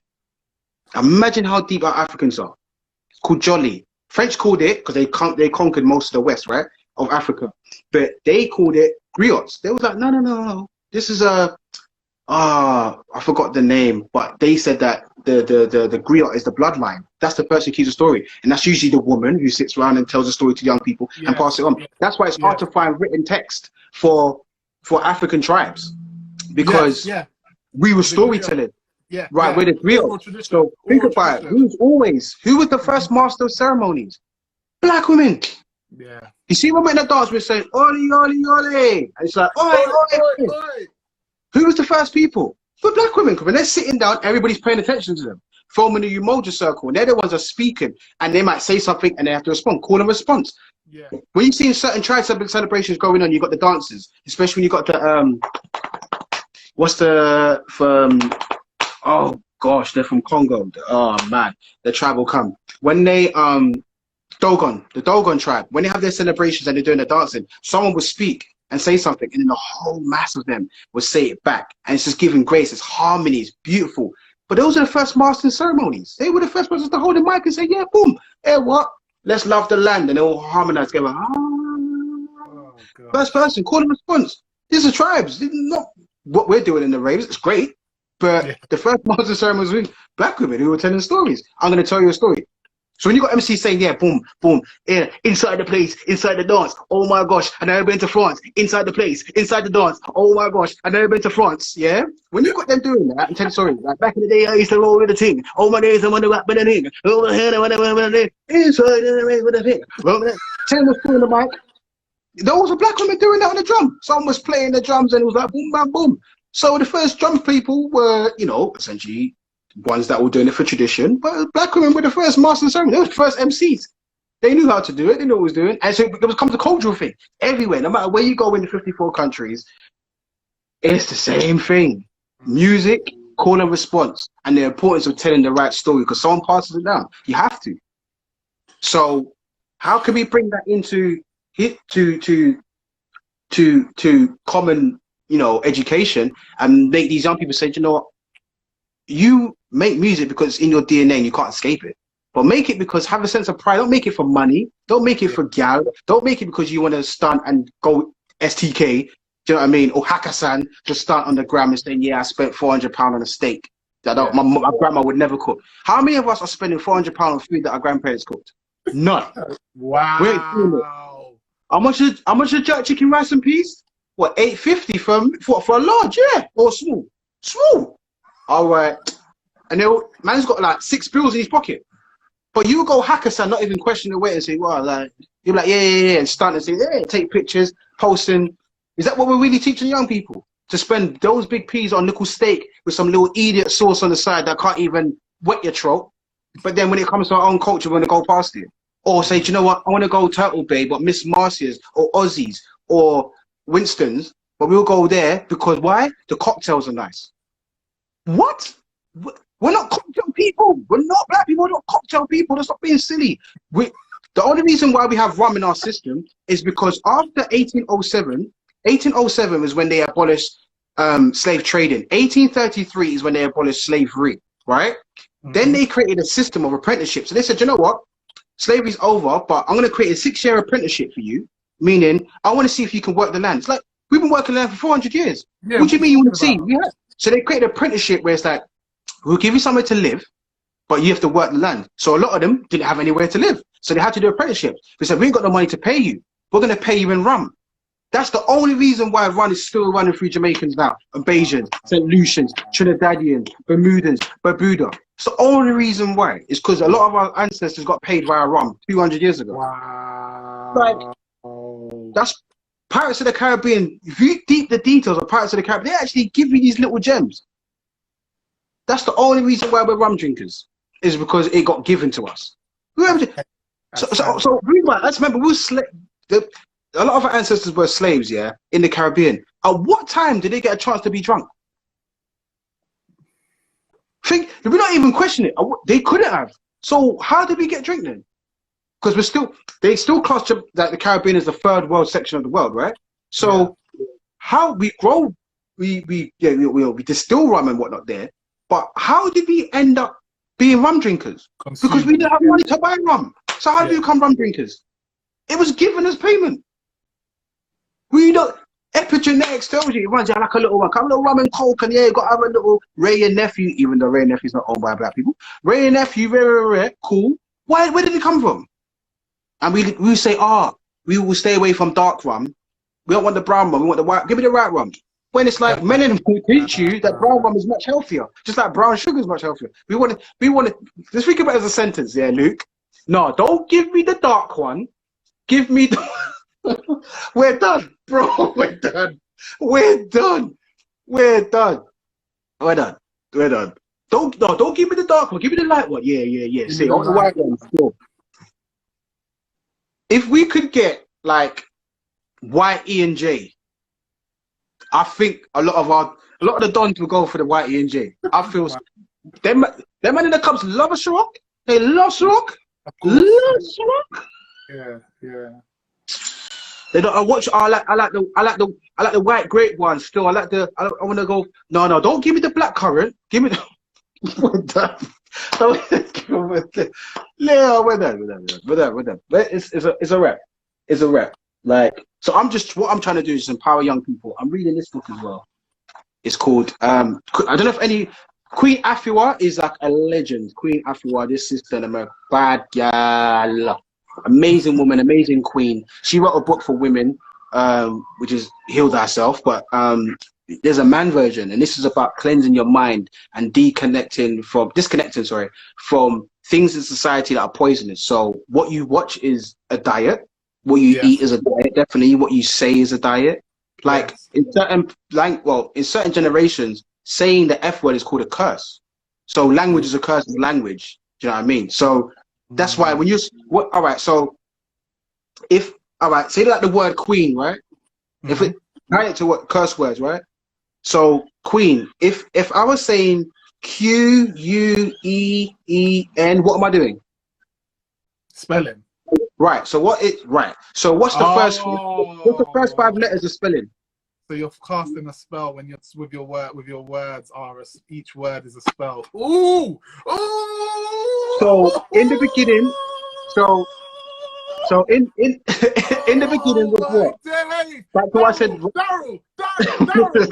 Darrel! Yeah. Like I said. In the beginning. Think about it. So when you wake up tomorrow, it's gonna be what? It's not evening. What is it gonna be? Morning. Yeah. Right. So morning is when your morning is associated with death, right? Yeah. So when you're asleep, when you're asleep, for you to get out of sleep, you have to do what? Wake up. Right. So awake is what? Wake is. What do you mean? What's awake when it comes to funerals? What's awake? Awake. Yeah, when someone dies. Yeah. So why is it awake? What are we speaking here? What are we doing?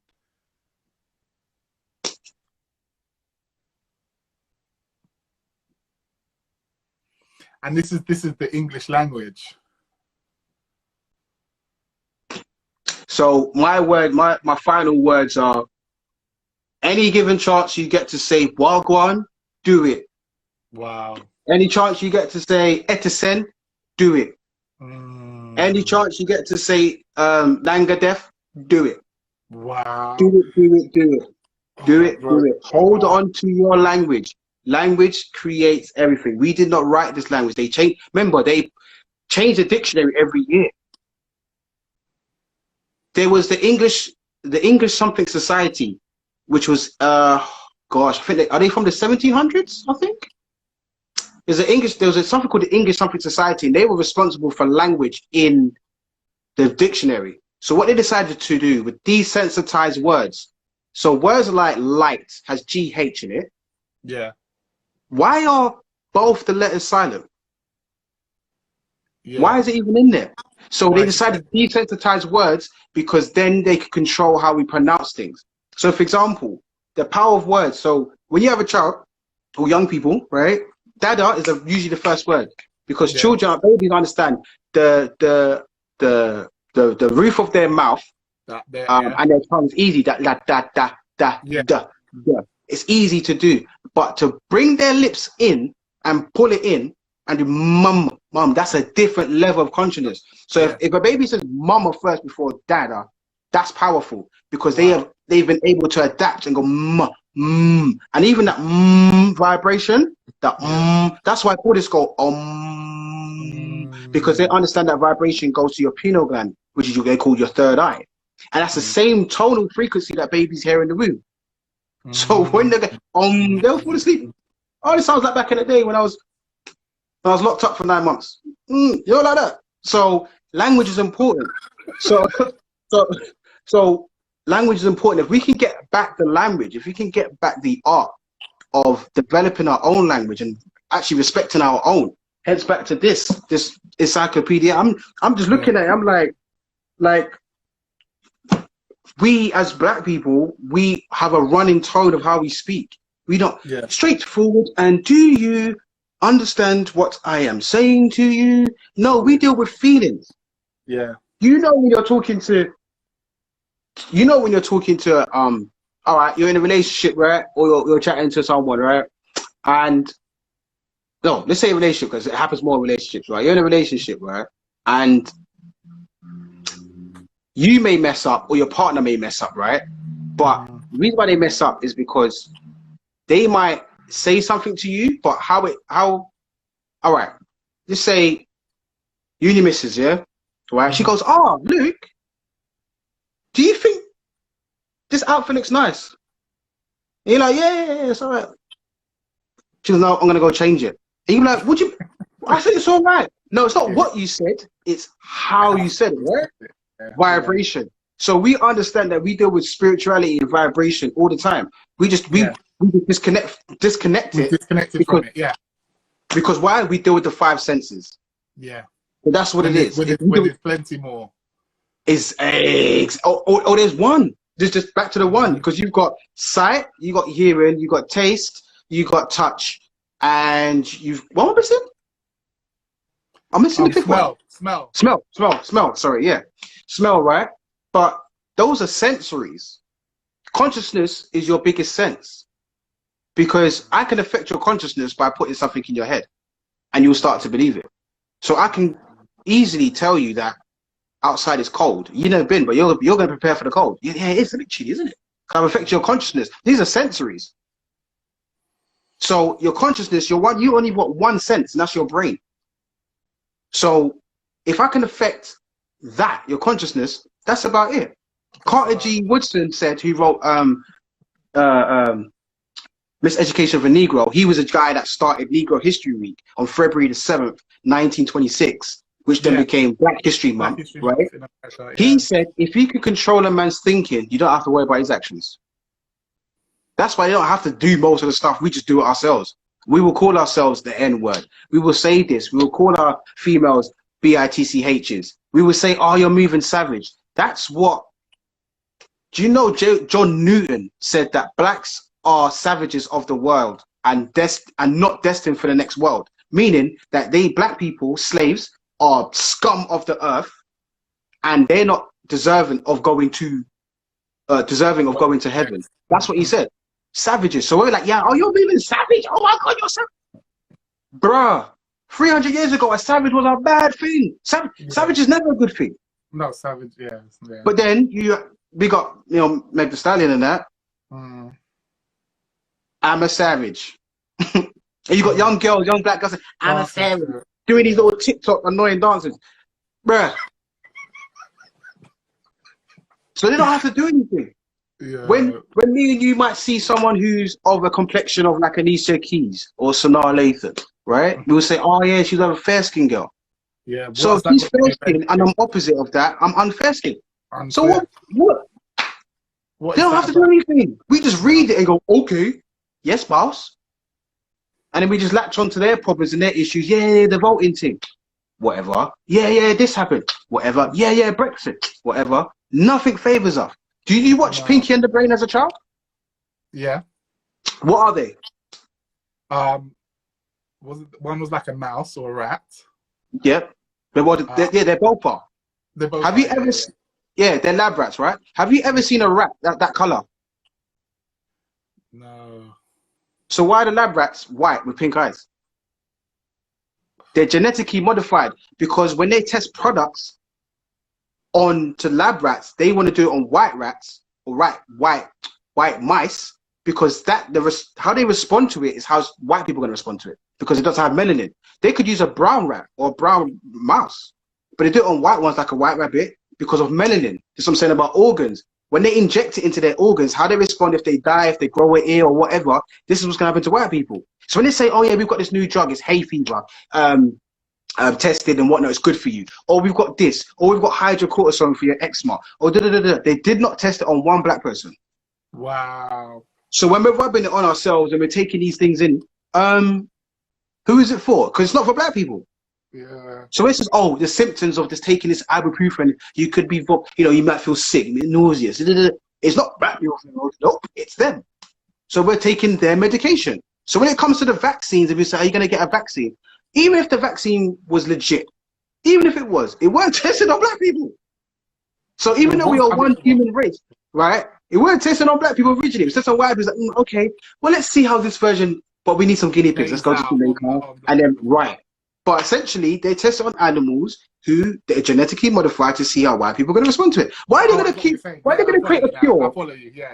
Why are they going to create a cure for you? They don't like you. They would help you. What did Malcolm X say? If they didn't treat you right, why are they going to teach you right? Like, why? They didn't. That's not for you. How can they have something that's going to work for you but not work for them? How comes we get sickle cell but they don't? Like, it don't work. There's a book by I don't have it. There's a book called Medical Apartheid, which teaches you about how black people were treated through the medical history of, you know, United States, essentially, and what they had to do. You know, what's his name? James Merriam Sims, who was the father of gynecology, and he created the vaginal speculum, which he had to test on 3,000 African women without local anesthetic, cut them up, and then say, okay, cool, this is what we're going to use on white women with that. Then there's the syphilis. Remember, Tuskegee was only the other day, you know? Tuskegee was 100 years ago. 100 years ago. There's some people who are alive who was around when the Tuskegee experiment was happening, where they injected black people in black communities with syphilis, and then created a cure to see how long it's going to take for them to be cured. They injected black people with syphilis.